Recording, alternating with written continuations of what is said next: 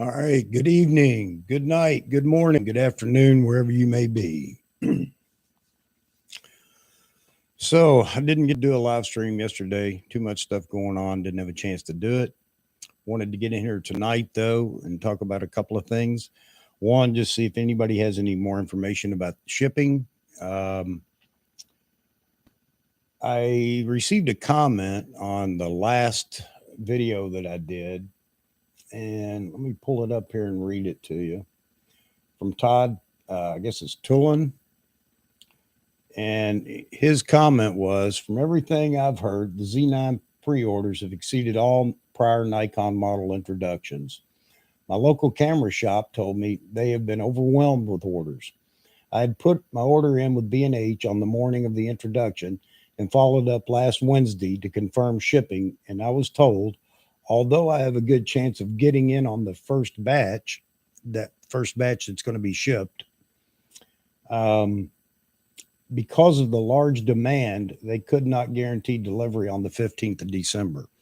So, although if B&H is saying that they may be able to cover, I guess, a number of cameras, and if you were early to pre-order the morning that the link went live, there's a good chance you may be in the running for that first shipment of cameras. However, I guess because of that number, and they must be expecting quite a few cameras, if they're saying that they may not be able to ship all of them on the same day, and that could be for a number of reasons. They have to go down the list and make sure everybody, they'll notify everybody. You'll have to make payment then if you haven't already either paid in full, even if it was a deposit or something like that. You'll have to make payment before they ship, obviously. So I guess working through that list is going to take a little while. I have not talked to my camera store. I felt like I was aggravating them too much already. However, next week, well, first week of December, I'll probably give them a call and see if I can shake some news on shipping out of them. So that's all I know about shipping right now. So if anybody's got any great information about shipping or whatever, or shoot, we're not immune to rumors either. So whatever you know, share it in the chat if you would. Hey, Woody, good to see you, buddy. Good to see you. I got several topics here to, excuse me, talk about. One is in the title for the video or for the live stream, and there are several others in the description. So been watching a few videos on and off. I've just been too busy to really sit down and dedicate a lot of time to sitting around and just going through all the latest videos and everything. But picked up a couple of bits of not information, but points to ponder. Some made me angry. And others were just, just more good information. Matt Granger's got a new video out showing eye tracking for cats and dogs and animals, I guess. And I know Jared Poland, I think, just dropped a video comparing the autofocus between the A1 and the Canon R3. It's interesting, and both cameras look good. I expect that Nikon's going to do just as well.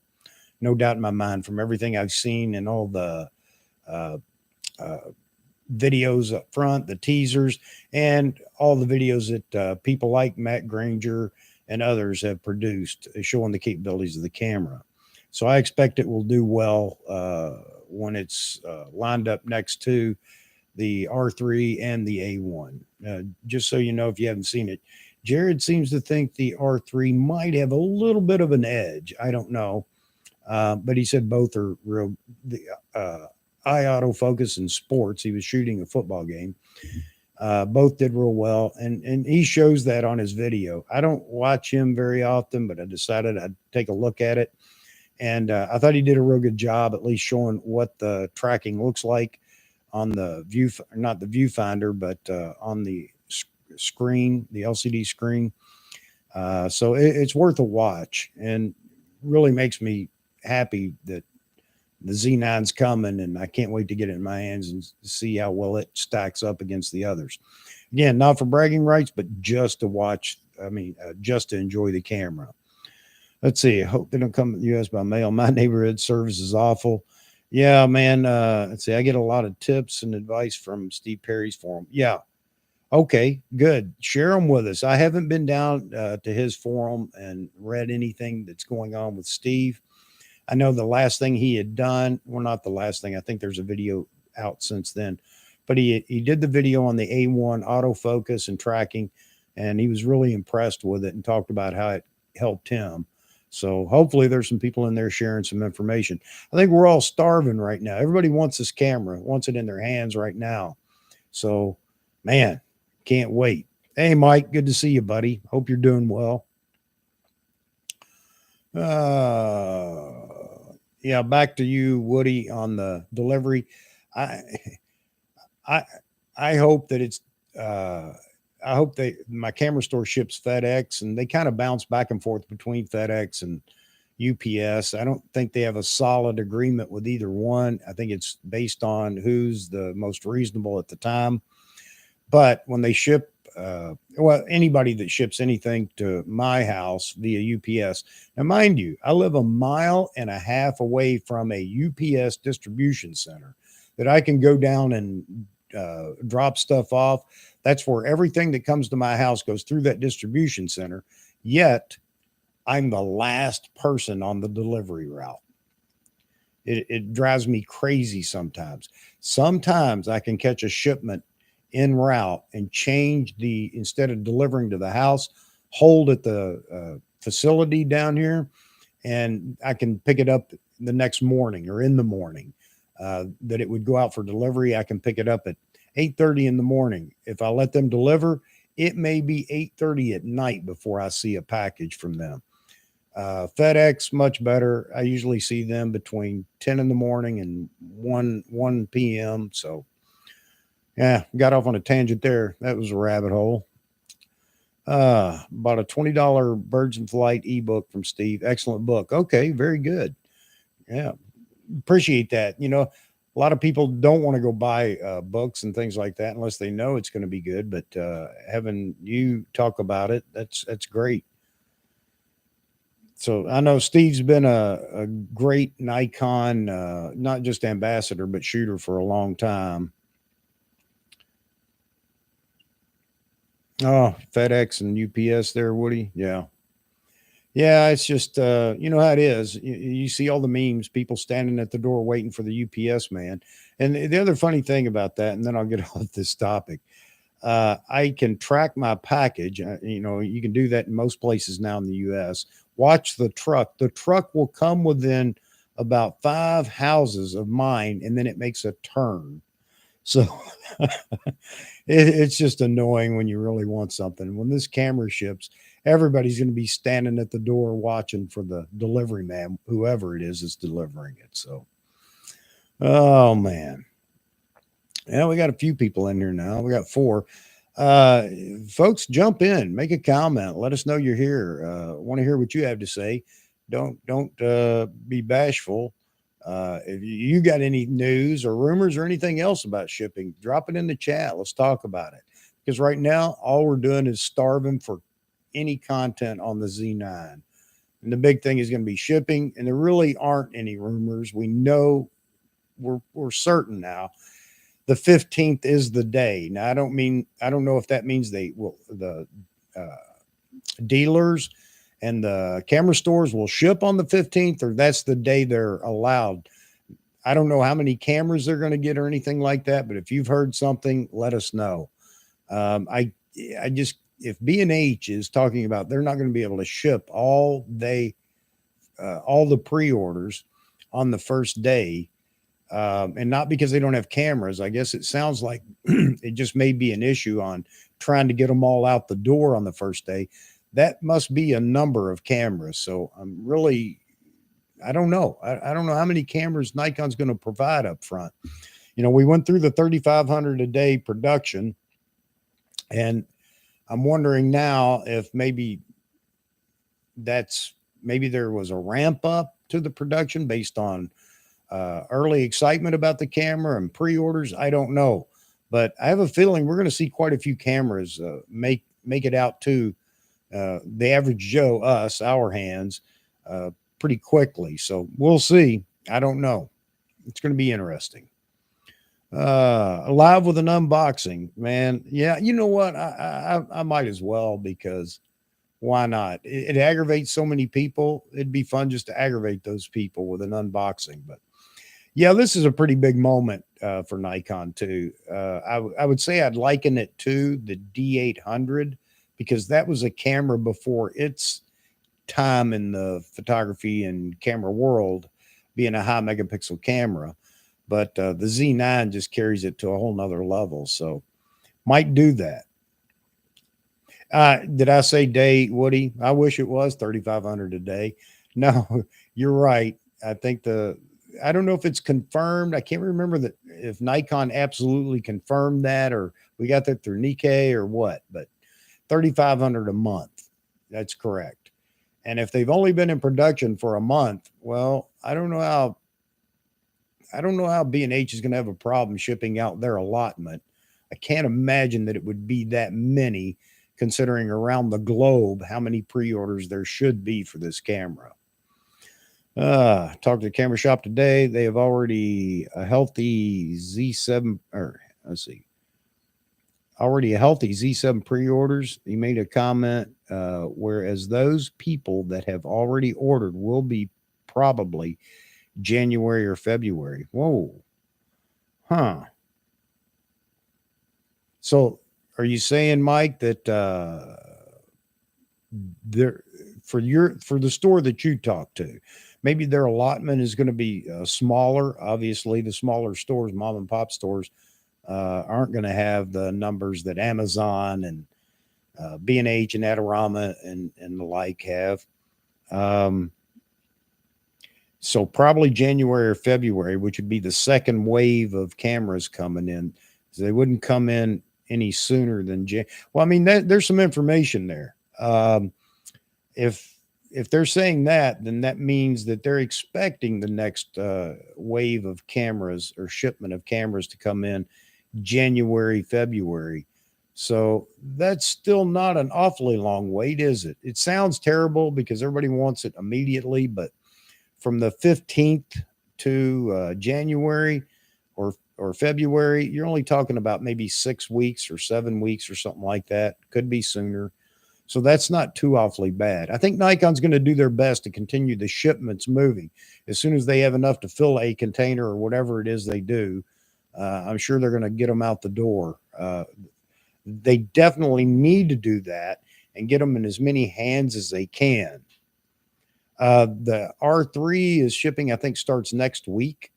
So, yeah, Nikon really needs to get the Z9 out into everybody's hands as soon as they can. Small camera shop, 5 or 6 employees. Okay. Well, that makes sense, though, Mike. I mean, they may only get 2, 3, maybe 4 at the most. I don't know. It just depends on what kind of volume Nikon sales they have.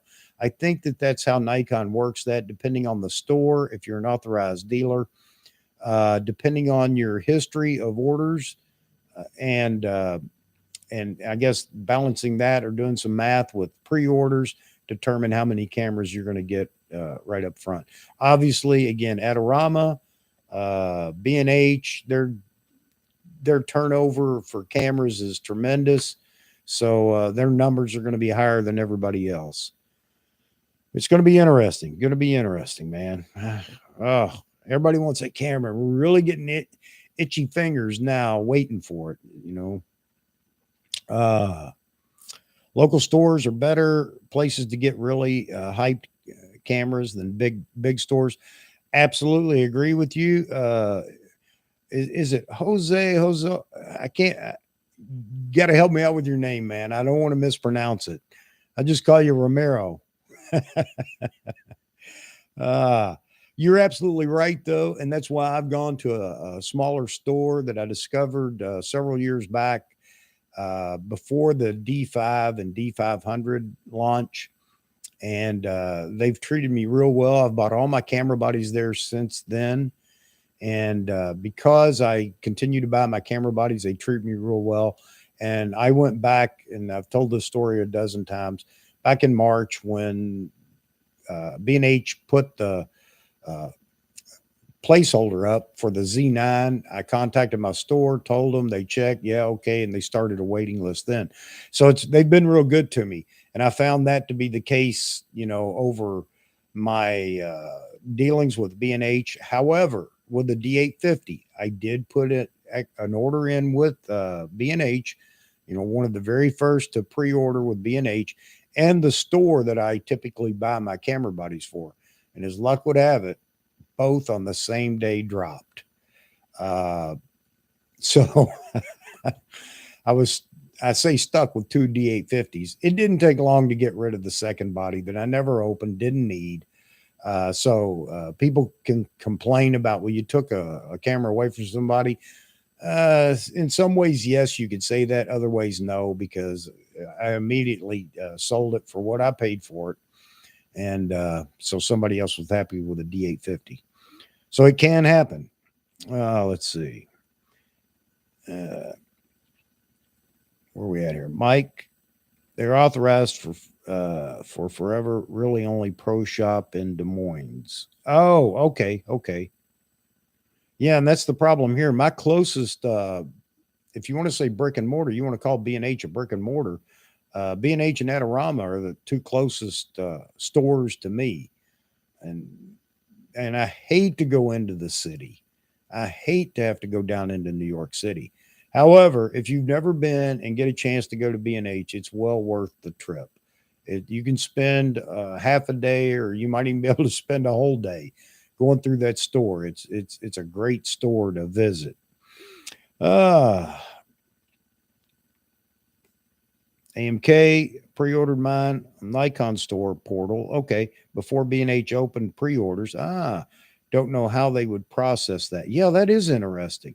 So you see, Nikon USA was taking the pre-orders before the link went live at B&H. That's interesting.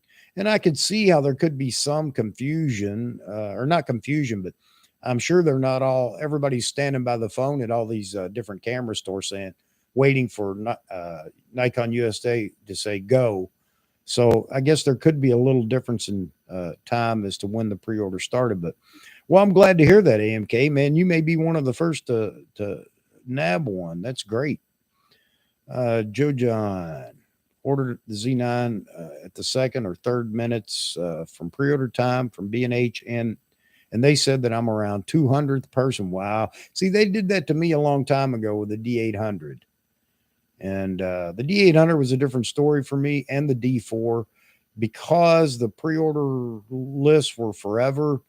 And after a couple of days, I decided to take matters in my own hand. I downloaded a list of all the authorized Nikon dealers in the U.S., and I started calling them one by one. And finally, I found a dealer that said, oh, yeah, I've got a D800.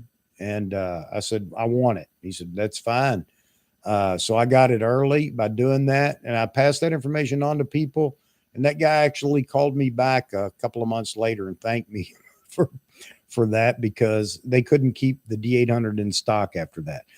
So I did it that way. But I have done the pre-order on B&H, like, you were talking about. I decided to try it with the D850, as I just explained.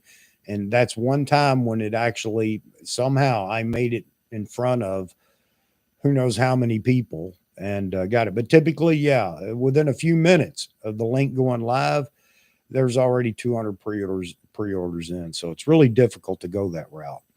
And I understand a lot of people don't want to go to the trouble. They're just like, yeah, I get it. I'm not one of the early birds, so be it. And that's fine too. But the people that complain, well, I won't have it until next year, and they ordered a week after the link went live or pre-orders started. Well, too bad on you. You should have been a little more decisive. All right.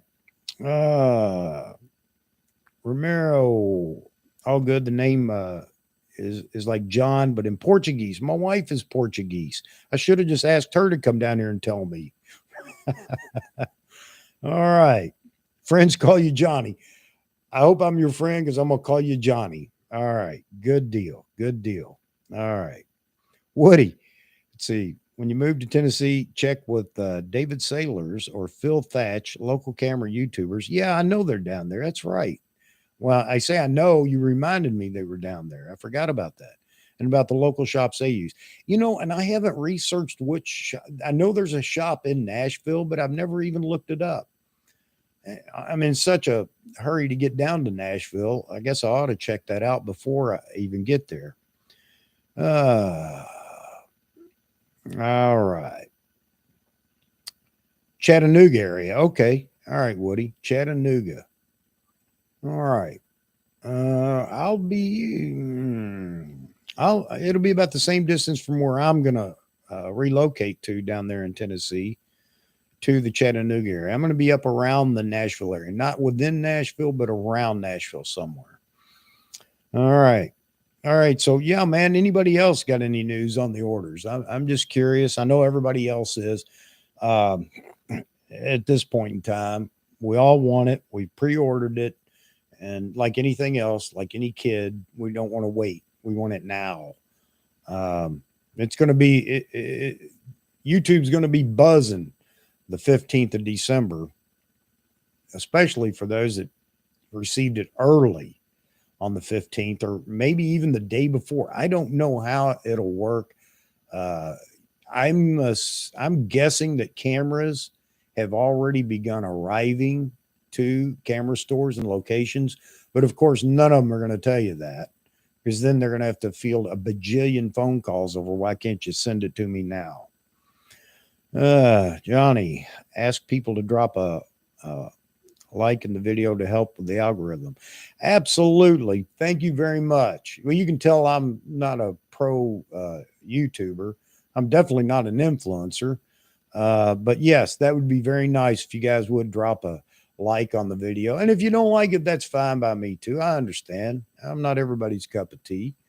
But yeah, I have enjoyed though. I've had a few people subscribe lately, and I thought that was great. And I really appreciate it. And let me go back and thank everybody that has subscribed. I think it's great.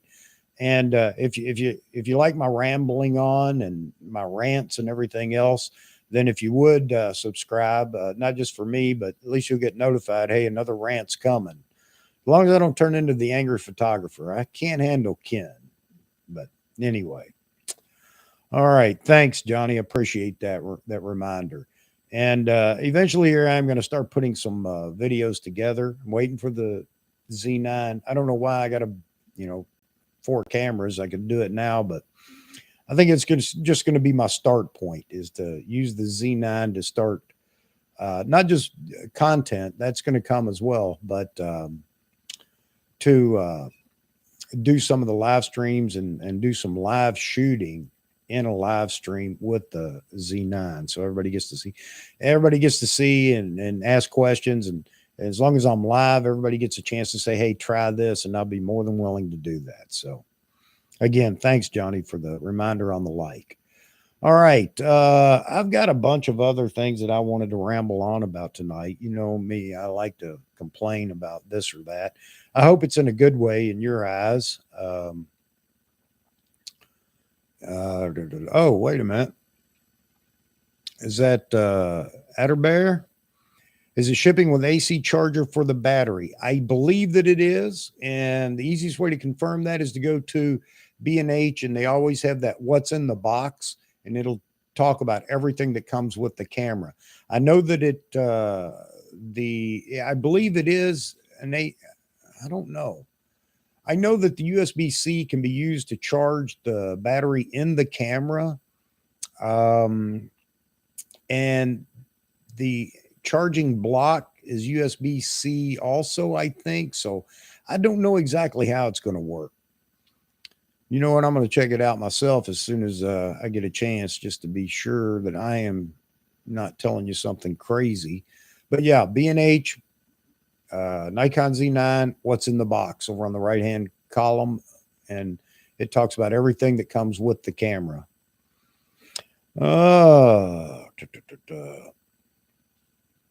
Good question, though. See, something I didn't know, something a lot of people probably don't know. And that's what I hope everybody does here is drop them in there. We can't answer it. Well, maybe somebody does have an answer for some of these things. And If not, we can all figure out where to go to get the answer. So watching some videos again, like I said, I've been busy. I've been doing a lot of stuff around the house, trying to get my house in order to put it on the market. Yesterday doing drywall, and then we had to stop, get the leaves out of the yard before the rain. And then today, some painting, some more mud work on the drywall. And but I thought, you know what, I'm going to do a live stream tonight. So I haven't seen a lot of videos. I have seen a few. And again, if you get a chance, this is probably one of the few times I ever recommend dropping in on Jared Poland. But I thought his video comparing the R3 and the Sony A1, it's a very good video because he's using the Atomos Ninja 5 so that you can actually see the focus points and how they're moving and everything else. So, I had the idea that both those cameras, the eye autofocus and whatnot, would be so sticky it never leaves them. That's not true. So that I'm glad I watched it. I now know how it works. I think it's great. It looks great on both cameras. But now if somebody starts talking about the Z9, well, the box moves a little bit and it's not stuck to the subject. Well, guess what? The R3 isn't, 100% sticky on the subject, and neither is the A1. However, the one thing we don't do enough is if you see the little box floating and it doesn't look like it's dead on the face or dead on the eye, we don't get an opportunity to see the images. So people are kind of, I think, now stuck on this. That box has to be on the eye or the eye is not in focus. And, I know that's not true because the autofocus point, the box, I don't know how to say this, isn't tied to what the camera sees as being in focus. There just isn't enough speed to show exactly where it is when the shutter button is held down. So I think that the majority of the photos look fine, even though the box wasn't exactly on the eye, but the eye is in focus. So anyway, keep that in mind or check out that video and you'll be able to talk to people if you're getting the Z9 when they start saying, well, the box isn't always, well, you know what? It's just like the Sony A1 and the Canon R3. So I think we're going to be impressed. I really do, from everything we've seen so far. All right. Johnny, B&H in the box, Nikon Z, mirrorless camera, EL18 rechargeable battery, lithium ion battery, 10.8 volt, blah, blah, blah. MH23 battery charger, Nikon EH7P charging AC adapter, BL7 battery chamber cover. Wow.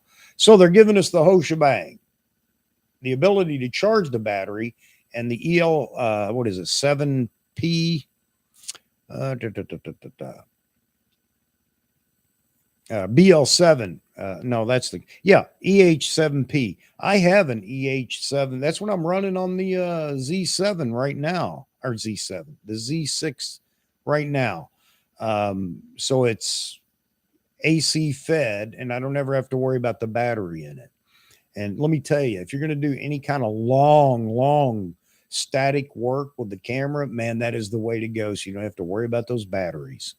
So that's great. They're going to give us both options at the same time. That is fantastic. All right. Great. Thanks, guys, for checking that out real quick. USB cable, HDMI, USB cable, clip, Nikon BSN, hot shoe cover for Nikon SLR camera, Nikon, of course, strap, Nikon strap. I never ever take those straps out of the plastic. I use black rapid straps. Every camera that I've sold, they always ask, is everything there? And I usually take a photo of everything.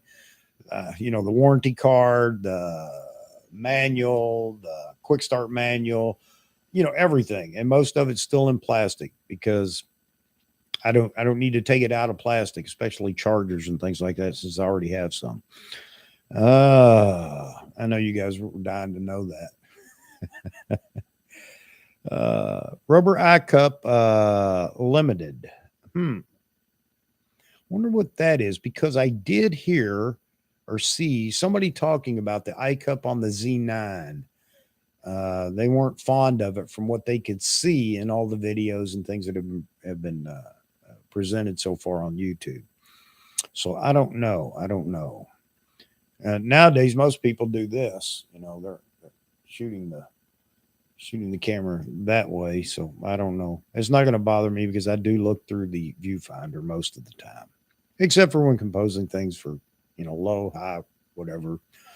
All right. Well, it's good news. Good news for us. Yeah, the Z9 has brought life back into the Nikon camp.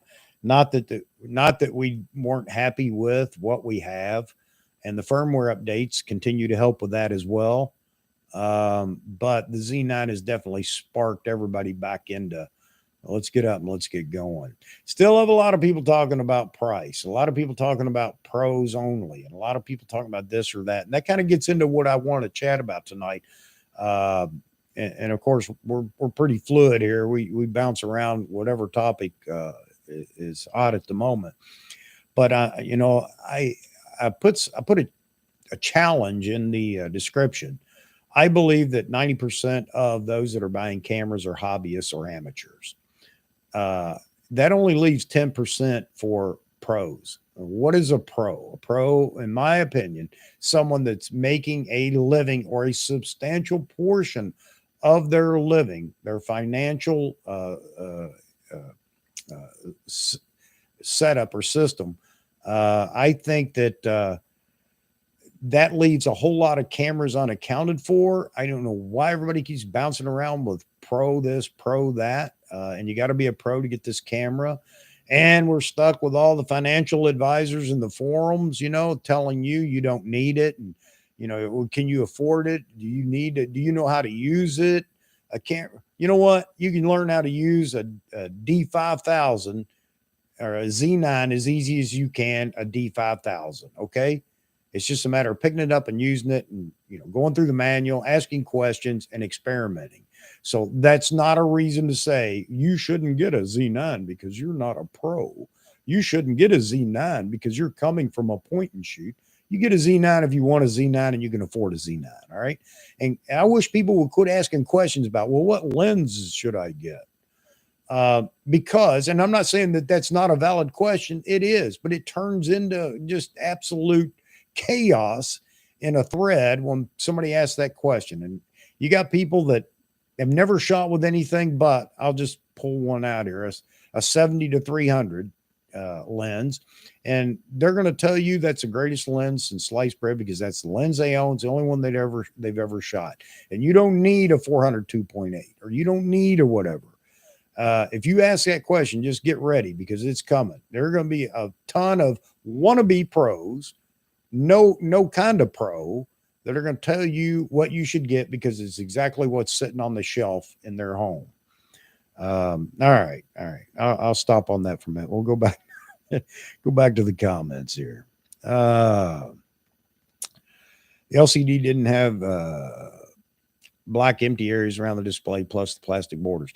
You know, Joe, I would, yeah, it'd be nice if the LCD was even bigger. And I don't know why it can't be. Maybe it's a cost issue. I don't know. But the plastic border and everything around it really doesn't mean that they can't, I don't think that the screen's built on what their border is.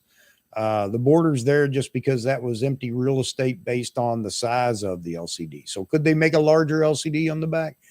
I guess they could, but for whatever reason, they aren't yet. So, you know, I'm kind of with you on, I'd like to have the entire area, shot glass LCD. But, you know, for whatever reason, 3.2 is all we're going to get right now, which is larger than a few cameras. So I don't know if it really makes that much difference that it's a little bit larger. Yeah, companies that won't waste any millimeter. I believe the next versions will be bigger screens with narrow black borders. Yeah, I think it's just going to be based on the screens themselves, and it may be a tooling issue for whoever manufactures them. or I don't know. I don't know, but I agree. You know, don't waste any space if you can't, if you can help it. There's been a lot of discussion about the wasted space on top of the camera to the right of the OLED. Uh, we don't know why. It may have to do with the antenna. For the one thing that we're not talking about and haven't been talking about, nobody talked about, and that is the GPS. So I don't know. Maybe that has to be vacant real estate for that reason, or maybe it's a heat sink. I don't know. And that's always the thing, is we don't really know exactly what the reasons are. But it's okay. It's okay for us to question and say, I wish, or, you know, I'd like to see it. But there are a lot of people that get angry about it. And I think that's kind of crazy. Which brings me back to one of my rants, you know, again, forums are full of camera engineers, electronics engineers, you name it, engineers, and they got it all figured out. And if they were, you know, driving the train at Nikon, it'd be so much different. And this is what it would do and have. There's so much that goes into developing a camera. Ergonomics is so big, but it also comes at the cost of technology internal. So, or vice versa. So, you know, it's a tough nut to crack, I guess. I sure don't know enough about it to be able to complain, but I like you. I'll say sometimes I wish it did this, had this, or had that. So I can agree with you. Nikan, good to see you, buddy. How far off the track did I get there? It was. Uh, so when do you think sell off of cameras? This is Mike. We're going to start. I've been keeping my eyes on the D4, D4S, D5. Not really great prices yet. Yeah, people are.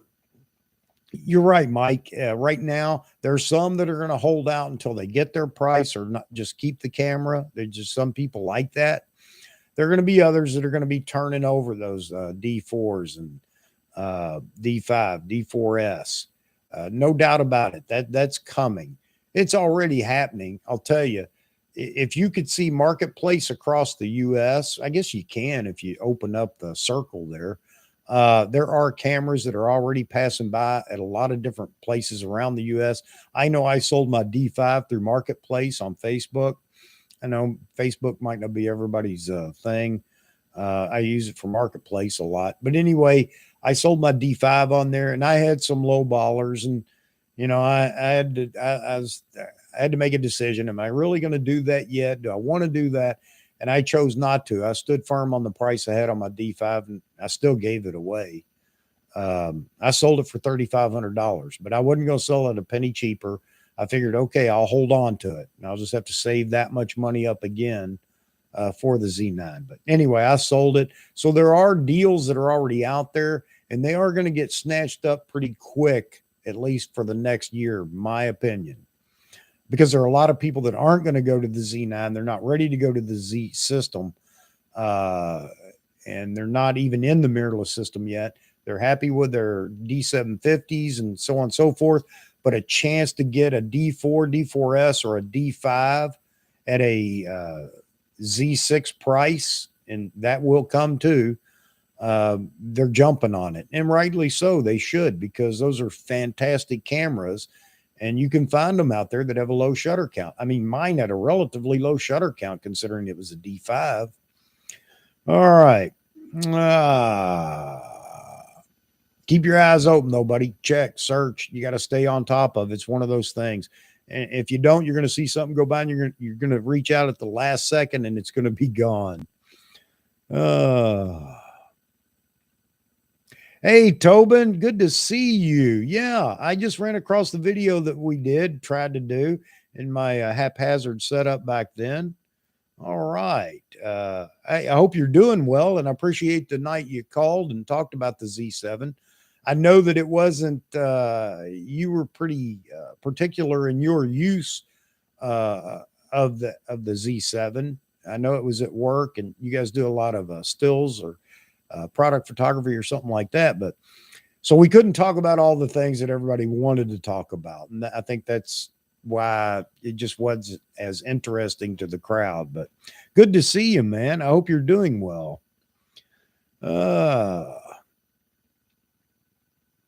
let's see, need a 400 2.8 when the floodlights are utterly rubbish, and need for focusing in darker or dimly lit environment. Absolutely, Night can. And that's why I was saying, and people will say, here's another thing. You're absolutely right. I'm not going to argue with you there. You are absolutely right. However, cameras today handle ISO, higher ISOs a whole lot better than they did back when. Now, people will say, no, the D700 was so great. I had a D700 and it was great for the time. It's still a great camera, good camera. However, it didn't handle higher ISO as well as the new cameras today. So what I'm saying is, when you're talking about lenses, for those that don't absolutely have to have a 400 2.8, and need to drop uh, $12,000, $14,000, the 1 to 400 as an example would be a fantastic camera. Yeah, you know what? You're not going to get the same out of focus area with that camera or with that lens. You might get a little more noise than you would if you had a 400 2.8, but it's still manageable. So people that talk about that and say, no, you got to get the 2.8. You got to get the 2.8. I think today it is important, but it's not as important as it was 10 years ago. That's just my opinion. But if I had a choice, somebody hand me, here's two lenses. Here's the 1 to 400. Here's the 400 2.8 S lens. Yeah, I'm going to take the 2.8 if it's something, given to me all day long. Once you have 2.8 glass, really changes your thoughts about glass. I guess on occasion it does for me, Mike. I like the 1.2 glass. Not that I want it to shoot low lit photos, but because of the out of focus area that it gives. And that can be overdone. And I realized that a long time ago when I got the 200 F2. You can just overdo the, 3D effect of that with that out of focus area. And there are times, and now in video, it's a completely different world. It's not all about all the out of focus area. You still need quite a bit of depth of field for video to really work. So, but it's all in what you do too. If you're doing things and you require that out of focus area, or you're shooting in very low light situations, I think the 1.2 to 2.8 lenses are fantastic for that.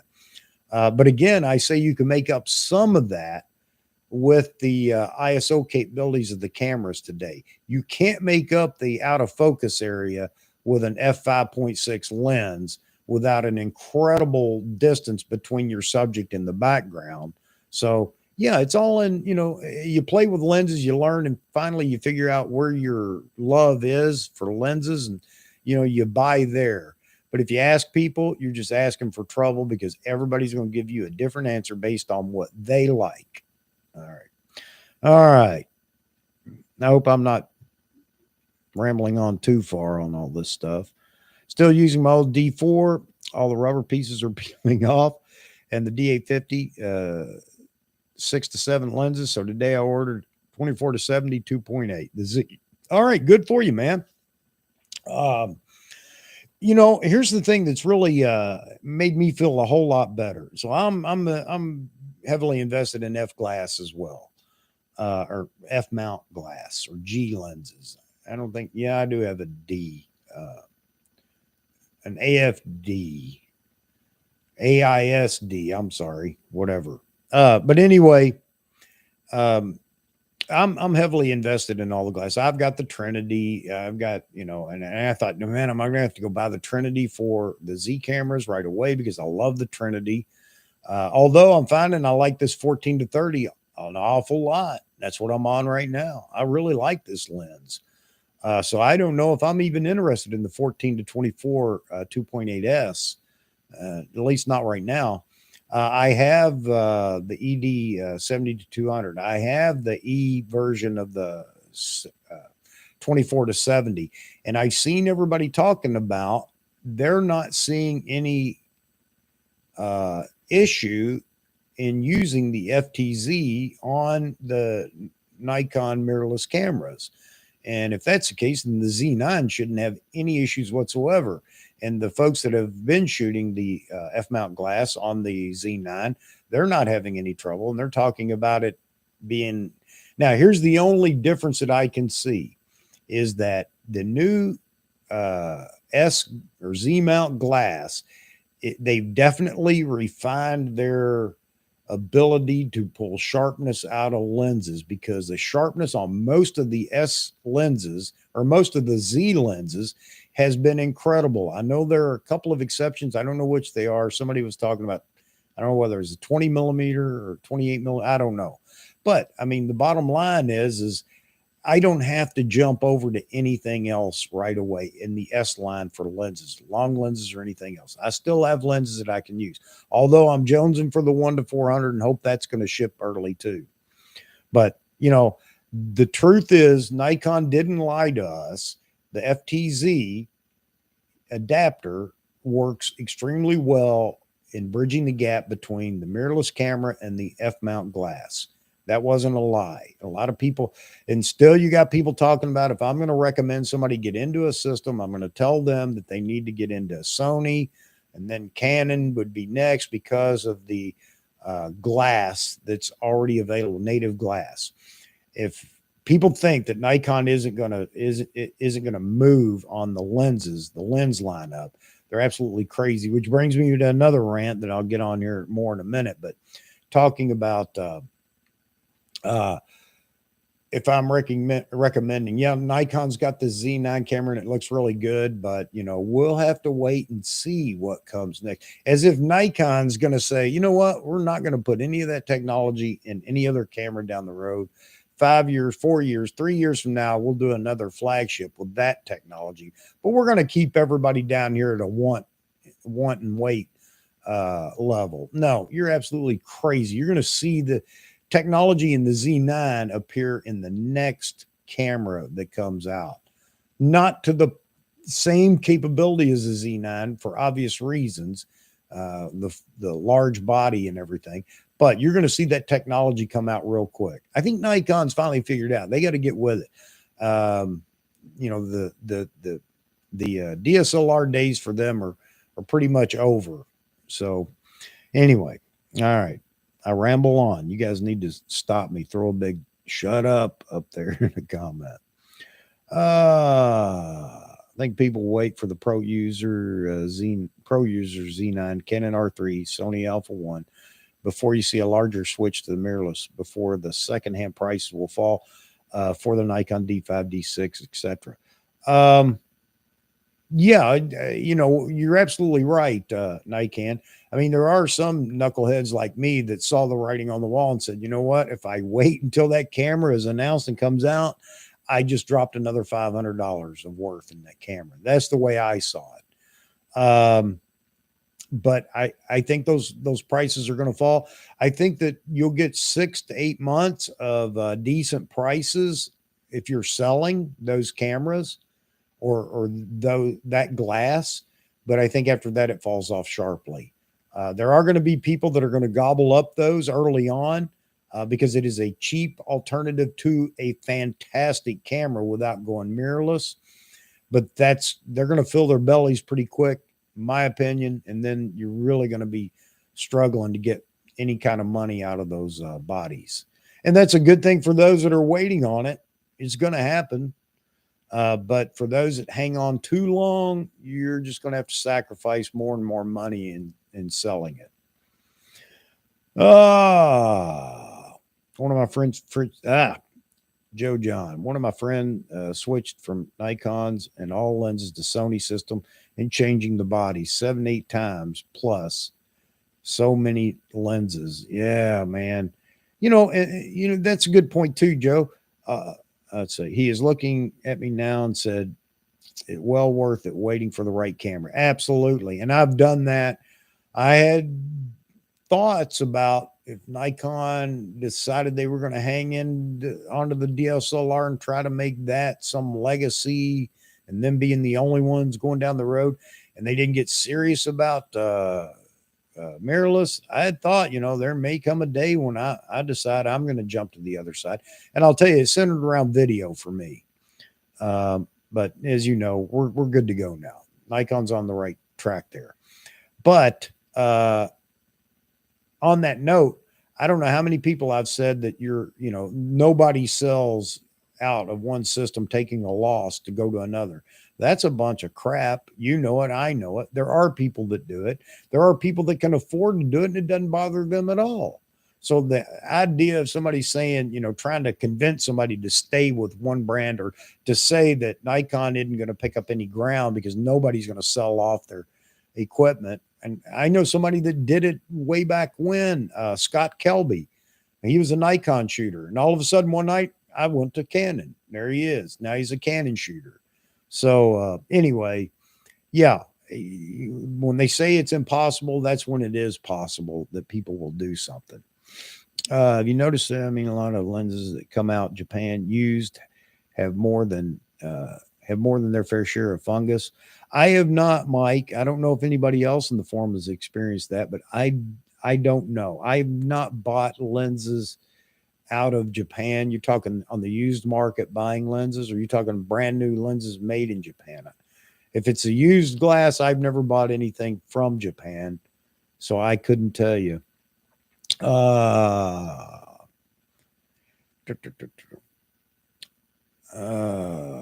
see. And Nikan, there you go. I commented on your comment. Pro users. I don't want a pro user's camera used. I just don't, because he's used and abused it if he's a real pro. Not to say there isn't life left in it, but I'm going to buy from the 90% of the people out there that are hobbyists and will still buy flagship cameras or pro bodies, even though they're not a pro. Those are the people. I'm looking for somebody like me. Like I said, very low clicks on my D5, and I sold it at a premium, or not premium, but a very good price. That's the person I want to find if I'm buying used as far as camera bodies go. Mike, you got rid of your comment when you have a lot of spelling errors in it, buddy. Just kidding. If you can find a D4S and D5 around 1,000 clicks at a decent price, I would buy it. Man, or 100,000. I could have given you one at a decent price. Well, I don't know. I don't know what your price point is, but all right. T mid, T to the M to the IDD. All right. I'm doing great, buddy. I've been watching your videos, jumping in and out. You weren't here for the beginning. I was talking about I haven't had a lot of time lately. For the last few days, been working on the house. But anyway, I've been in and out. I think I dropped you a comment the other day, lurking from Connecticut. So yeah, I'm in there from time to time. I've just been too busy. Just too busy. All right. Tobin, back to you here in the comment. Doing really well. Made my full transition back to Nikon from Sony back in January, since the system had time to evolve. Yeah, I'm glad to hear that, Tobin, and I hope you're happy with your transition back. I hope so. Again, I ran across that video we did a few days ago, and I thought, man, I wonder how Tobin's doing. I guess I could have reached out to you somehow. Should have. And oh, by the way, Tobin, we're going to be doing some guest folks on the channel. I'm just waiting till after the first of the year to spend all that money on a Restream account, and I can have people in and we'll be able to chat more then. So Platinum Plus member with priority Z9 delivery on the way, currently running 3 Z7 2s, 2.8 trilogy, 51.2. Man, dude, you're all over it now. 105S, 50 macro as well, but you use that in your work. I know you use those a lot in your work. Let's see. Excited for the Z9, and I was shooting D3S bodies before Sony. Good on you, buddy. Good on you. It sounds like you're well invested now into the Z system. So really happy to hear that. So, I can't remember exactly what you did, but I know it was a lot of product photography and things like that, which, I'm sorry to hear that, buddy. I could not do that to save me, because I am not that worried about a brand's color.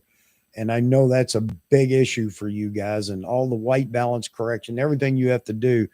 But good on you that you want to do that. That is such a pain for me. I'm just an amateur hobbyist. So Oh, welcome back from the dark side, Mike. Yeah. Woody, you've come a long way since that night you went live outside at night with the Z6. Woody, I forgot you've been around that long, haven't you? Yeah, man. Yeah. Yeah, it was fun. I had some issues then too, but I'm getting a little bit better here. The setup's getting a little bit better. But yeah, I thought that was fun trying to go live and everybody had a chance to see what the only lens I had, the fast lens I had at the time. Well, I mean, I had 2.8s, but the only real fast lens I had was the Sigma 50 Art. What is that, 1.4? But I'll tell you, I was really impressed with the Z6 that night. Now, as time went on, we found that there were some quirks, not quirks in the Z6, just some limitations in the Z6, Z7 that weren't competitive with the other cameras. It was competitive with the R when it came out, but I mean, Sony definitely had the lead, and I think everybody let us in the Nikon camp know that. So, but yeah, it's been a long time. I plan to do that with the Z9 somewhat as well. I want to go live and be able to let people talk about, well, hey, try this, try that, and I'm more than willing to do it. All right. Yeah. Good to see you bring that up, Woody. Can you please tell me how it is possible to order before the pre-order started? I was waiting for 8 p.m. to start the pre-order opens. Yeah, Joe, I don't know. Somebody had said, I can't remember who it was here in the chat, that they had ordered through Nikon. I guess it was Nikon USA. What I got in my hair, who knows? I got junk in my hair. I saw it as I'm looking at the screen. He said that he ordered either right before the pre-order. I forget who it was. I can stroll up. If you stroll up in the chat, you'll see. I don't know if it was Nikon USA. I would guess it has to be Nikon USA to pre-order. But he said it went live sooner than B&H. Now, in my case, I found a shop. Again, done a lot of business with them, especially camera bodies. Anything new that's coming out, if I think I want it, I talk to them and get on a waiting list as soon as possible. As far as beating the system for camera orders, when the links go live and you're doing the refresh, or you're on the phone and trying to get in amongst everybody else, I don't know. So the only way I know is there's a fluke, like Nikon USA maybe opened a little sooner, and the people that were ordering through Nikon USA got a little bit of a premature jump on everybody else. And then the others are good old boy systems that are in the camera shops. They exist. And establishing yourself with a camera shop, and I know that's hard to do, or just calling and asking if they're accepting pre-orders or if they have a waiting list.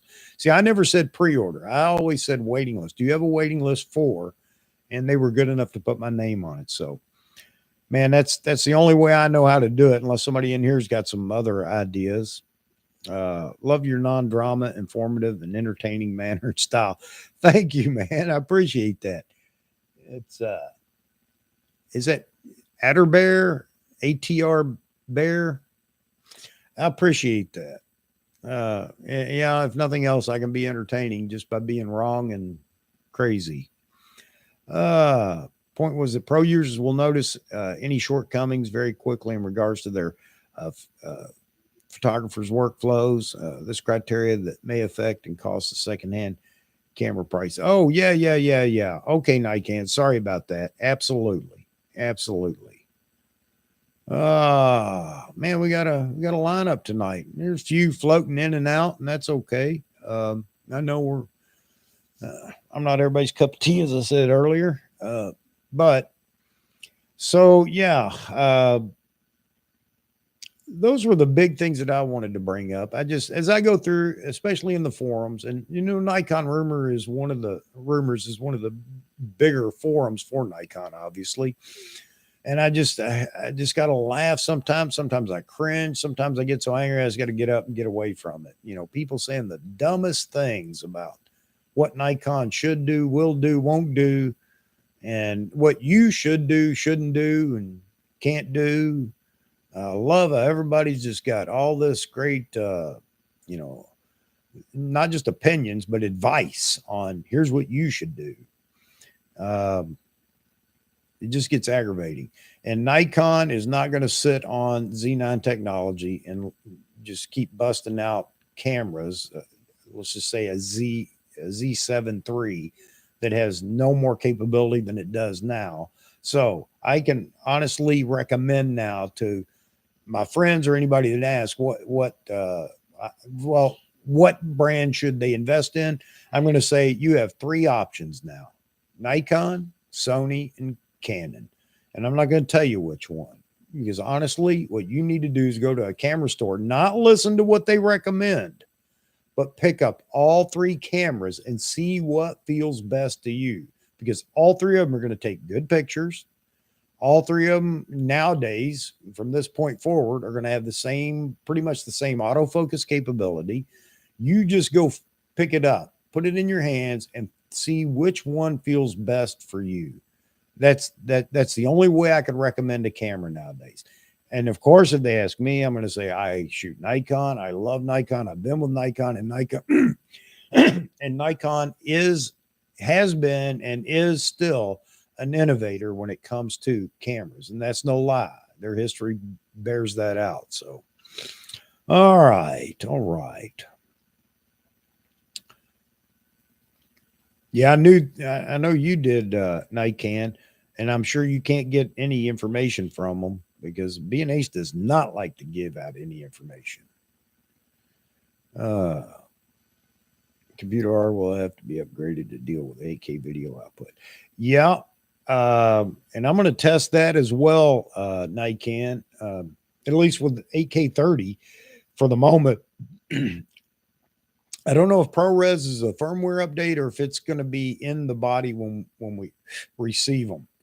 ProRes, because I'm a Mac user, ProRes sounds great to me, and it definitely makes the files a whole lot more manageable. So I'm hoping that I don't assume I'm going to have any issue with my new laptop, but I'm talking about trying on my old laptop, my 2011 model MacBook Pro, just to see how it handles it. I used that thing until a year and a half ago. Well, yeah, almost 2 years ago now. People going camera store dependent what they want to do. Are the individual's video still focused? Absolutely good question too, Nikon. And I've been down this hyping video for a while now, and Nikon's finally picked up on that. I don't know if my audio's okay or not. I don't even know what the level is. I didn't put the headphones on. I know that I just absolutely know. I can't prove, but I absolutely know that video is really one of the things that was holding Nikon back in the beginning with the mirrorless. Obviously, the two key things for sales have been, and it looks like it's going to continue for a little while, are video and AF. Lord, we've been around this AF. And I agree that if it can be better or whatever, that's great. But we did forever without it. But if the competitors got it, Nikon obviously has to have it as well, or you're just left on the bench. You don't get any playtime. And they've done that. They're doing it. Firmware updates on at least, 3-4-year-old cameras, and soon to get firmware updates, I'm sure, on the Z6 II, Z7 II. That's going to make them more that's going to make those cameras, Z6 II and the Z7 II, definitely a camera that will be looked for on the used market, because I think those updates are going to be significant enough. Anybody upgrading from any lesser camera will find the Z6 II, Z7 II, a big upgrade. So, they're on the right track. The video thing is definitely something that has to be there. And I just saw a video, somebody talking about that video. Somebody actually talked about video was what they were looking at for their next camera purchase, hybrid cameras. And hybrid cameras are hot. People are using hybrid cameras almost as much as cinema cameras. And, again, Canon realizes that too. That's why Canon put the cripple hammer away. I think they're going to come on board, full bore with the video. TV sports commentator. Thanks, Nican. Mike, kind of funny. When the D800 and D810 came out, everybody thought they need to have the newest and best computer set. Yeah. And I had the 2011 MacBook Pro. You had the 27-inch, and it ran all my D810 raw files, no problem. Yeah. And I mean, I guess we'd both be lying if we said we didn't see a little bit of, slow down. But you know what? It wasn't enough to make it not doable, and it wasn't enough to aggravate me either. One of the keys, though, we learned back then was faster cards make for faster editing. Yes, in Photoshop or in Lightroom or whatever other program you were using. Yeah, you could see it there. If you tried to import too many photos in for editing, you could see a slowdown. No doubt about that. But you know what? I'm not a wedding photographer. I'm not trying to do mass edits of 500 photos out of the 4,000 that I took. So it really didn't bother me as much. And I know some people may have experienced a little difficulty, but yeah, so it's going to be the same thing now. Computers are going to be able to handle it. It may not be as fast as you want, but that's a rabbit hole you go down as well.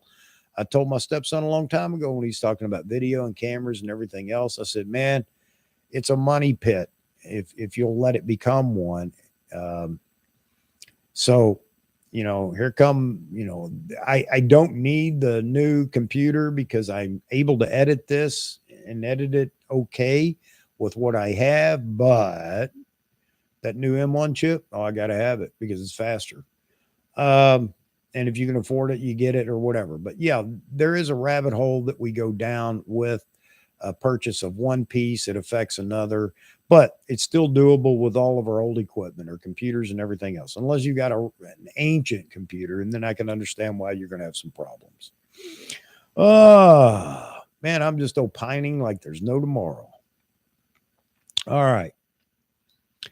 Bitrate will be really hammer your current graphics card, and not have the codecs to run properly. Yeah, I mean, Nican, we're going to find out just how bad it is, man. You and I both, and everybody else. I really expect I'm going to be okay in that regard. I love the ProRes RAW, if for nothing else, just the editing. Oh. Somebody was talking about they don't even shoot raw anymore video. They're shooting and correcting straight out of camera. And what I saw the video, I'm going to start writing these things down when I find them. And the video looked fantastic. Yeah, it's not something you're going to sell or a commercial spot on TV or whatever, but I'm thinking, man, I don't even know how much editing I want to do in video initially. So, I mean, other than for content, but as far as color correction and things like that, I don't know. I might get a meltdown, so I'm suffering on a PC waiting for the new MX1. Oh, sorry about that, Mike. But hey, congratulations on the new MX1. That's not in the cards for me for a while. I gotta temper, what I grab next. I've just got so much stuff now and everything. I gotta save for the next toy. Contact like, oh man, U.S. President intern. Tarp, how you doing, man? Hope all's well. We got quite a few people pass through tonight. Still got a few people hanging around. Yeah, I'm not the great YouTube influencer. I spend a lot of time looking at the comments over here because I think that's what this is all about for me, is just having fun in here and getting to pass on, everybody sharing some information. So I try to get out of the way, but it's dead air up here, and I don't want you guys to think, okay, we're waiting for something. A PC for you.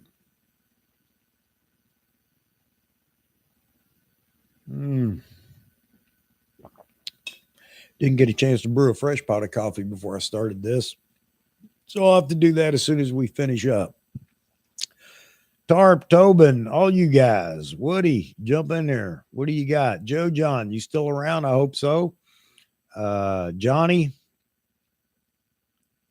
Looking through the list here.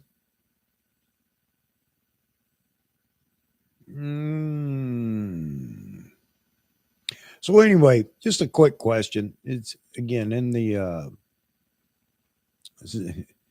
Z1. Think you're catching on, Chuck. Think you're up to 12 at one time tonight. Yeah, there are a few people that happen by. I like all the people that they call it what, the impression. They search Nikon Z9 in YouTube, and I just happen to pop up as one of them.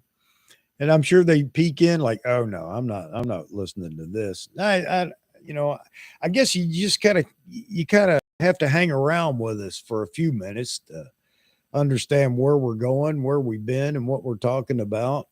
We eventually get around to just about everything, what the topic is. So you just got to hang around for a minute, and of course, put up with me.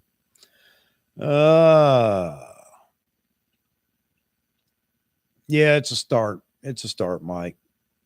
And I don't plan on making a living from YouTube. I just want to have fun doing it. I had a blast with you guys that do come back regularly. So that question I brought up a minute ago. So what do you guys think? Am I completely nuts in saying that only 10% of camera sales are to professionals? I just almost believe that.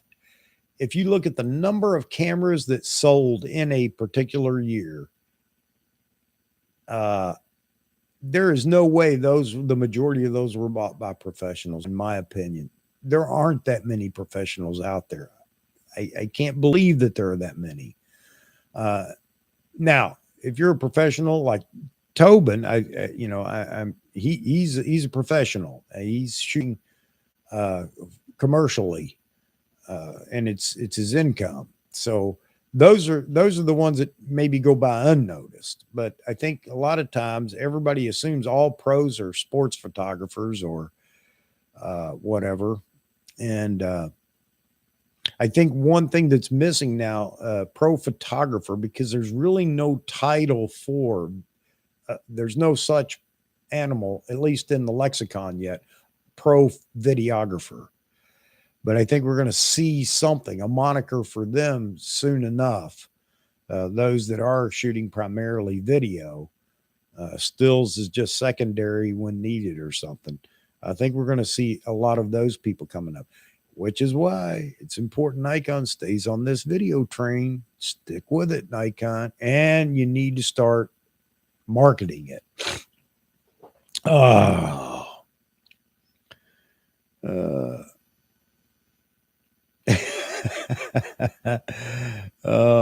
Sony PlayStation.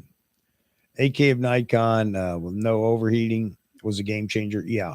And, there are a lot of people, and I guess I can live with it. A lot of people are saying they're going to wait and see. I can't believe Nikon would stake their whole reputation on, we fooled them. It'll only run for 15 minutes before it overheats.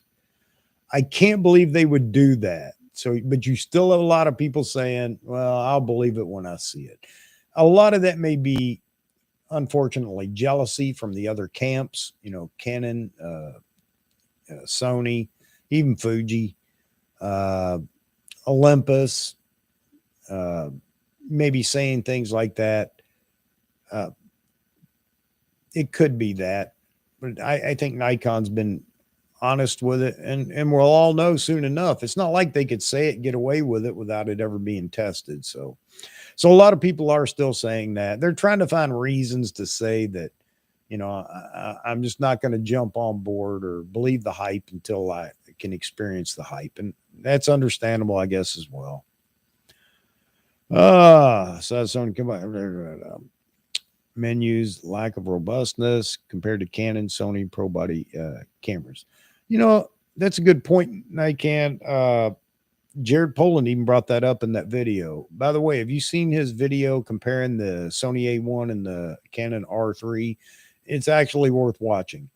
But he did make that point because it was raining out there, and he just kind of said something like, if I had to choose one more rugged than the other for these situations or whatever, he said he would probably go with the Canon versus the Sony, which is interesting that he would say that. So, and everybody said, we've always talked about, we being all, anybody shooting anything other than Sony, the robustness of the camera and the weather sealing of the camera. And there was a video a while back, a couple of years ago, you guys may remember, talking about weather sealing, and the Sony didn't do so well in that test. I don't know if it is worse or, than Canon, Nikon, or whatever. But Jared brought it up, and I thought that was interesting. I almost wanted to bite my tongue here. He almost sounds like all of a sudden he's kind of changed his personality a bit. It seems like he was a bit nicer, dare I say. Maybe that's not the right term or word to use, but I just had a feeling that he kind of, everything that's happened here recently with the Z9 review and being on Vahography's interview and things like that, I really think he may have sat back and looked at himself a little bit and said, I could tone it down a little bit. I don't know. I really don't know. It could be just me reading into, just this one video. But I think he seemed a little more subdued. Yeah, maybe that's the term. All right. Used Canon, Nikon plus Leica for a while. Yeah, big, talking about big money camera. We're the Leica, the red dot crew. Just kidding, man. Just kidding. Been with Nikon since 1980, Mike. Yeah. Sony battery life was, shite. Yes. He talks about that too in his video. Nikon, about the Sony A1. It used the battery grip with two batteries. It's the slip in the normal batteries in the battery grip, kind of like the Z6 and Z7, Z6 2, Z7 2 battery grips. But, and he said that I would prefer the longer battery life, and that's why he likes the bigger body too.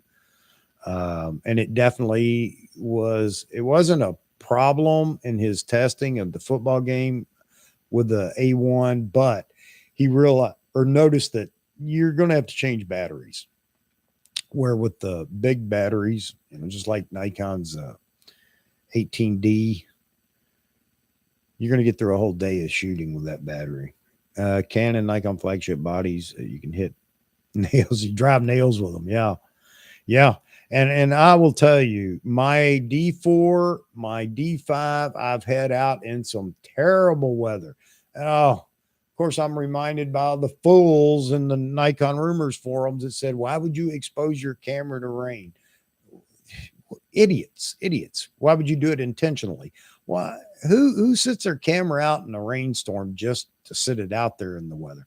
No, we actually use them in weather, whether it's snow or rain. And I've been out at the shooting motocross in a pour down rain, not all day pour down, but a pour down rain for 15 or 20 minutes. And no, I didn't put my camera away or hide it or anything else. And it came through it all with no problems.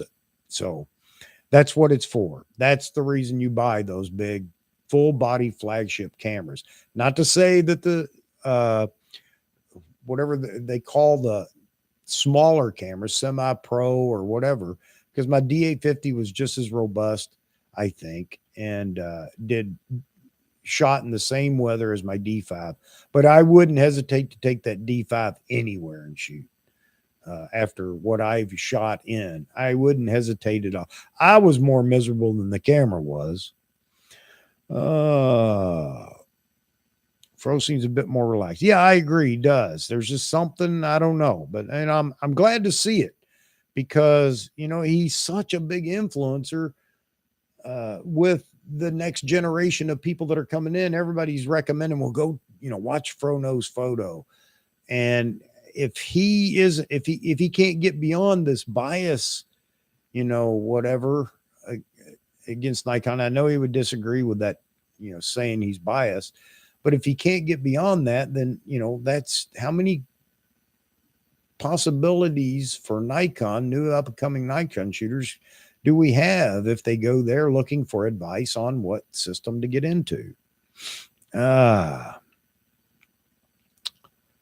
Because you can. I know that's you're talking about weather and shooting in rain. Yeah, exactly. Because you can. But again, you got so many, keyboard pros in these forums, and they're ready. They got an answer. You got a question, they got an answer. Ask them the sourcing on their answer, or ask them their experience on the answer, and you're either going to get a made-up story, or they're going to be honest and say, well, I shoot with a point and shoot, so I really don't know. I just think, which would be okay if you prefaced your opinion with that. Who else? Anybody else still in here? Yeah. All right. So that's what we know about shipping. Hope maybe somebody had a rumor that I could hang on to, even though I know it may or may not be true. You still have a D1? Wow. Yeah, you can use it as a weapon. Any of the flagships, really. But yeah, D1. Wow. You're the man, Mike. You're the man. All right, so that's what we're going to have to do one night. We're going to have to all show at least a photo, our worst shot. That way we don't have to worry about being critiqued on our best. That may not be very good. Never had the heart to sell it. And there are a lot of people like that. Grays of Westminster, in that interview, he talks about that. People that just want the whole set of flagships, Nikons. They just want them to have the set. Now, I'm not saying that's what you've done, but there are people like that. I wish I could have hung on to all my cameras. I really do. But you know how it is. You got to fund the next purchase somehow. And for me, it's been, gradually letting go of this or that to get the next camera lens or whatever.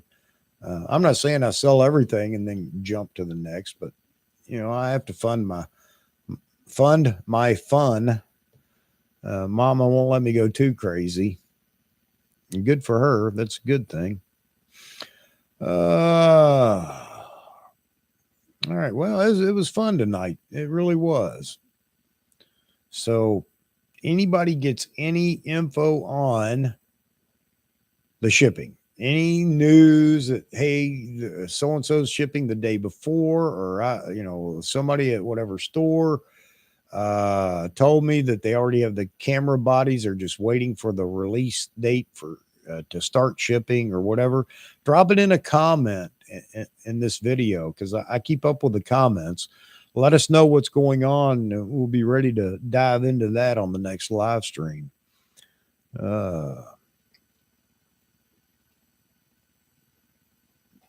Fit your hands like a glove. Yeah. Well, that's the way I feel. I don't have big hands, but yeah, there's something about heft in anything I use. Maybe I'm just an old timer, old school or whatever. Heft to me means quality. I don't know why, but the weight doesn't bother me as much. And if I pick up something that's really light, I really have a hard time believing that it's very durable. And maybe it is, but hey, Woody, taking off, man. Good night. Really enjoyed you being in here. Keep coming back. You got to remind me of anything else I said way back when. I go back and look at some of those videos every now and then, and man. I like the setup down in the basement though, with the lighting a lot better, it seems like. But anyway, appreciate you coming by. And for those that are ducking and going, you know, drop a like if you would. And if you want to hear more of my rants and stuff, I'll include you in it. You're free to opine here. No doubt about it. But you know, we're particularly interested in Nikon shooting and everything else. We're not going to badmouth all the other cameras. Um, you know, they're good cameras. They just got bad followers. Just kidding. Oh man. December 15th, first date. When do you think the second shipment might be? Well, who was talking about they had heard possibly from their store, possibly January, February. So, you know, that's not too far away from the initial shipment either. I mean, we can live with that. If it was months and months down the road, that'd be a hard one to live with.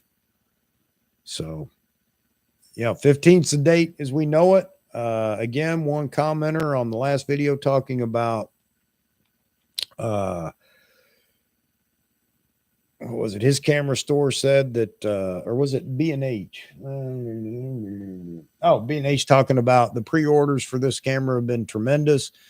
Even though they may be able to service the initial wave of pre-orders, not all of them, I guess, but a big chunk of them, because there are so many, they're not going to be able to possibly ship all of them on that first day. As soon as they're allowed to start shipping, saying that the numbers are too tremendous for them to be able to get through all of them, get them shipped on that day. It doesn't mean they won't get it the next day or ship the next day. So that's good news, though. If they've got that many, if B&H got that many, and we're just going on a rumor here, but if they got that many Z9s that it may take 2 days to get them all out to those that pre-ordered, that's a pretty good number of cameras, and that's good news across the board for everybody else. I hope that's the case, and hey, that's what we do here.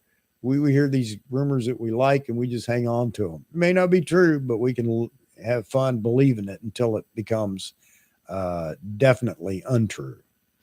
So hopefully that's the case in January, February for the second wave. That would be great. And hopefully Nikon really comes out with some actual numbers on the production of the camera as soon as they start shipping. So we can hope. Let's see. Did you notice any difference from your D850 and Z7 RAW files? You know, I don't have the Z7. I can't answer that. So really, you know, I'll compare my Z6, not resolution. Obviously, it's a lot less, but quality. I think the Z6 is fantastic. The D50, I haven't shot the D50 lately. I did some photos for somebody about a month and a half ago, and I shot the Z6 for that, just for kicks and grins. You know, I have it, and or Z6 II I used for those photos. And he even asked me, he said, aren't you going to use the D850? Because he knows what I have. And I said, no, I'm going to go with the Z6 today.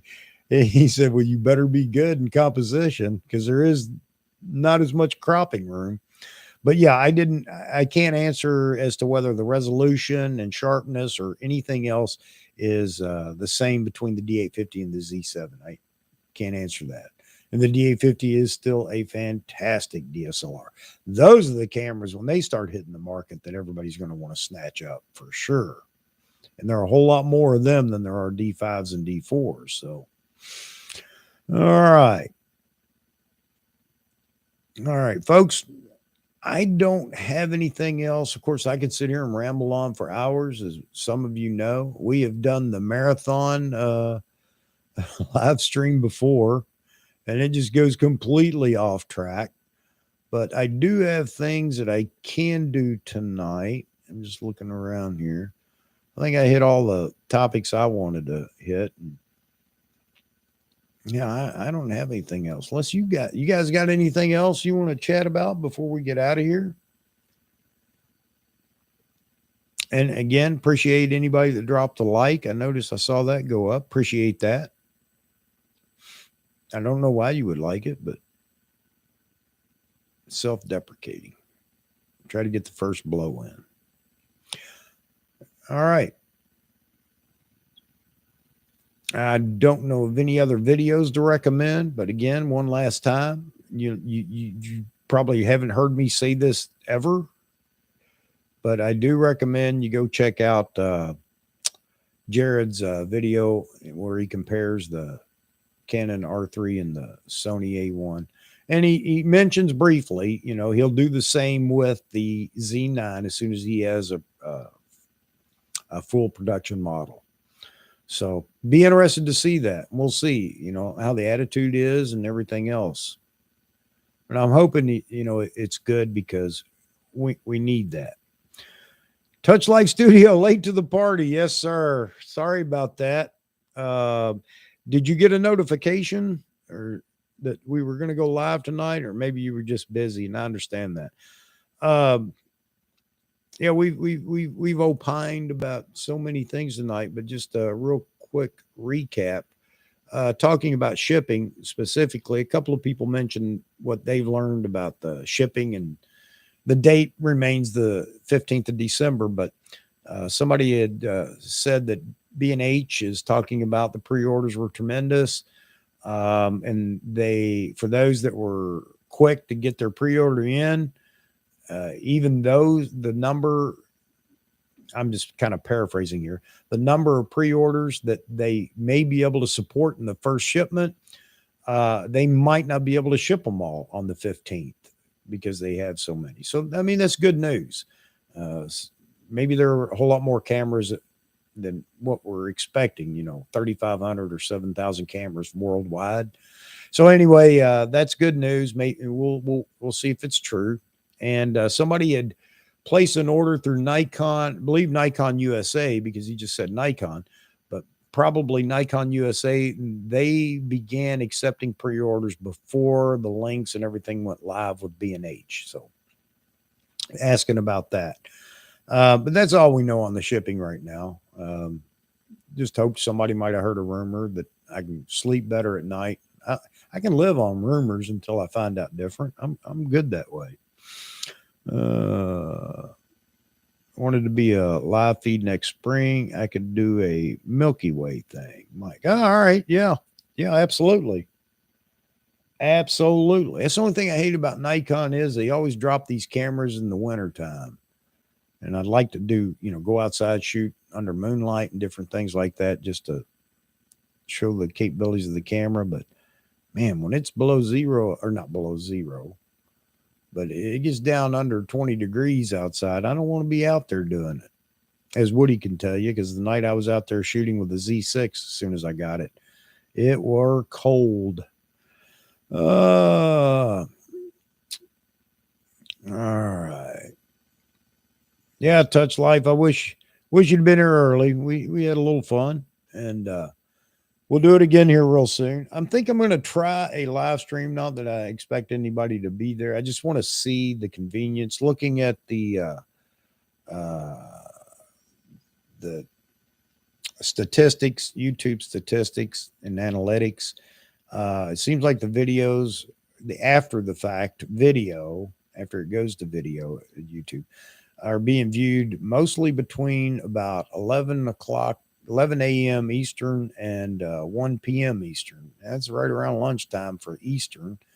But that seems to be the most traffic. So I may do a live stream one day, just peel off enough time to get onto a short, live stream in that time slot. I just want to see what happens because there may be a lot of people around the globe. A lot. Boy, that's wishful thinking. There may be more people in that time frame. Doesn't mean I would not do streams at about this time as well, but I'm going to give it a try. When is the next live stream? Put me on the spot. Today is Monday.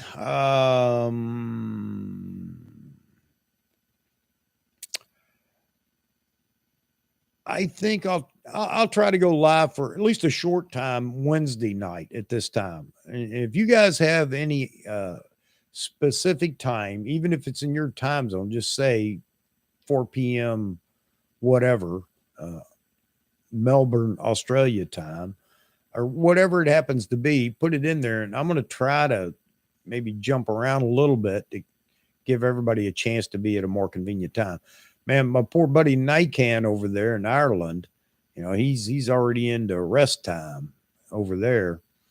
Uh, but we're only 2 hours difference now from the East Coast to the West Coast here in the States. So it makes it maybe a little more convenient for the West Coast at 7 p.m. Eastern. So anyway, let's shoot and Touch Life. You'll know because I'll drop the reminder on YouTube Wednesday morning, late morning. I'll drop the reminder on there, and that'll give me a chance to see what else is going on and throw something in there for a topic and description. If you guys got anything you want to talk about, definitely throw it in a comment after we close this. When YouTube puts it up as a video, and we'll touch on it. There's something I didn't see or talk about or hear about or whatever you guys know about, drop it in a comment, and we'll definitely touch on it in the live stream. Over turkey and gravy. Oh, that's right. Thursday is. So let me ask that question real quick. And well, after dinner is going to be different for everybody, but I was going to say, Thursday night after dinner and all the guests, family, or whoever you have, or even if you're by yourself, it's that time when there really isn't anything going on or you're not going anywhere. If you guys like to do one Thursday evening, now I'll throw in there 7 p.m. Thursday Eastern. But I'm super flexible on that. We could do noon. It just may mean I may not have as much time. It's not a big deal for me. It's just myself, my brother, and my wife that are resting time. With a cold one on the couch. Yeah. But yeah, I mean, I can do it. I wouldn't really expect everybody to be around. I know everybody's busy on Thanksgiving, but I'd definitely be willing to do that. So you guys drop a comment if you would here after this. And it may not be Wednesday. If you guys decide you want to get together sometime Thursday, I'm game. I'm game. Yeah. Again, drop a comment, and because then I'll see it in the comments. I don't want to go back and watch the whole stream to see the chat to find it, but yeah, drop it in a comment. And Wednesday or Thursday, you guys decide if you want. Drop it in there, and I'll go with it. But yeah, I enjoy it, and maybe we'll have some more information to talk about. Hey, Briar. Yeah, all's well on my end, brother. Hope all's well on your end. I wish Terry'd come in, so make sure he's doing all right out there in the great Northwest flood zone. We're just getting ready to wrap it up, Briar. Give you a chance to go back and watch it at about 3 times speed, so you don't have to put up with too much. But yeah, you guys let me know in a comment. Wednesday, Thursday, I'm willing to go Thursday on Thanksgiving Day. Don't mind doing that at all. I think it'd be fun, but if you guys rather do it Wednesday, that's fine. So Touch Life, I don't know, man. You guys make the call, drop it in a comment. We'll figure it out. There'll be a reminder that goes up beforehand, just so everybody knows what time it is. All right, gentlemen. Appreciate everybody being in here again. I'm humbled. Honestly, I am humbled that anybody would hang around and listen to me rant and rave. I'm really having a good time with this. I hope you guys are as well. Again, anytime you got something you want to talk about in this, drop it in a comment on the last video, this being the last for right now, and we'll bring it up. We'll hash it out and tell some more great talk about some more great rumors or whatever. All right, gentlemen. I hope everybody's doing well. I hope you have a wonderful Thanksgiving in case you're not back until after Thanksgiving. It's that one of the 1 days a year where we can all sit back and overeat, get stuffed, watch. I know I have to watch out saying that to all my European friends, get stuffed, and Australians. And just have a great day watching football if that's your thing or whatever. So again, no more long goodbye. Thanks again. God bless you all. I hope you have a wonderful week. Till we see each other again. Goodbye. Thank you, gentlemen.